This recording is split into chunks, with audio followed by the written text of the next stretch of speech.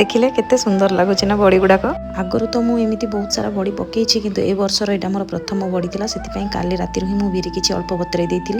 जेतु मोर बेसी सुविधा ना से अल्प अल्प की पकईवाई ट्राए करठी मु फास्ट बिरी की भलसे धोई धाई अल्प टिके पानी दे बढ़िया से काठुआ काठुआ करके बाटी नहीं सब बिरी गुड़ा को एमती काठुआ करके बाटी सारापर मुझे गोटे बड़ जगह को ट्रांसफर कर देती कारण फेणवाई जगह टी बड़ दरकार तापर बाटी बुटिकी अल्प किसी समय रेस्ट छाड़ देती या भितर मुझे गाधे पाधे आसिक कम सारिकी चाह टे पी देती कारण चाह न पीले मो द्वारा कौन कम स्टार्ट हुए तापर मुझे पलि आसती बिरी गुड़ा को देखापी नॉर्मली मत प्लेन बड़ी ही खावा बेसी पसंद हुए से अल्प टिके जीरा पकई बसी पड़ी फेणापी आ बड़ी बिरी बड़ी तो जिते फेणिले ही तार असली टेस्ट बाहर ना तो ये मुझे जोरसोर लगी पड़ी फेणापी आ फेणीटा मोर परफेक्ट होती जानापी मुझे गोटे बाउल में पानी टे पकईकी चेक करी देखिपे पूरा परफेक्टली फेणाई